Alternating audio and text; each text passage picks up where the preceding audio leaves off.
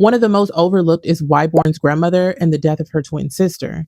Twins have long carried spiritual significance across the world, but particularly in many African and Afro-diasporic contexts. Among the Yoruba in West Africa, twins, the Ibeji, are seen as sacred beings, bridges between the human and the divine.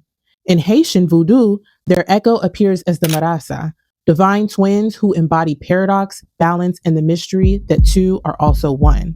But even still, all cultures do not view twins the same way. In some places, they were feared, in others, they're revered, and in others, they're ritualized completely differently. The point is not to collapse all of these traditions into one neat definition. It's to recognize that twins in many melanated lineages are seen as powerful thresholds. Knowing this, perhaps we as the audience can have a little bit more empathy for Wybourne's grandmother. Once again, in twin spirituality, balance is everything. So when her twin crosses over, she fails to acknowledge, honor, and heal that bond. So what happens when one half of the twin pair is lost? In Yoruba practice, a card figure might be made to represent the missing twin, cared for and fed so that the balance remains in the household. In voodoo, the Marassa are often honored first because neglecting them can unbalance everything else. But we also must remember she was a child at the time of her twin's death, and the responsibility to pay homage to the fallen sister should have been led by the elders of her family.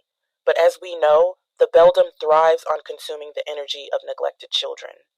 To lose a twin is never just a personal grief. It's a spiritual imbalance, a tilting of the scales between the physical and the unseen worlds. Which leads me to conclude that this fracture leads the grandmother to spiritual vulnerability, an open vessel for the other, thus trapping her in a spiritual bondage that maintains the unbalance in both the physical and the spiritual realm. So when we place this lens over Wybourne's grandmother, her story completely transforms. She isn't just a weird old lady casting rituals over a random girl. The Beldam didn't just take a child. She stole that lineage's symmetry, the very thing that protected and blessed the family. Without the rights to restore it, the survivor becomes the ritual object, the living shrine, haunted by the absence. The Beldam doesn't only consume children, she consumes connection. She steals what is relational, what binds the spirit to the family, what feeds blessing into a home. By taking the grandmother's twin, she takes her protection. She takes her spiritual anchor. The survivor is left tethered, but tethered to loss instead of to wholeness.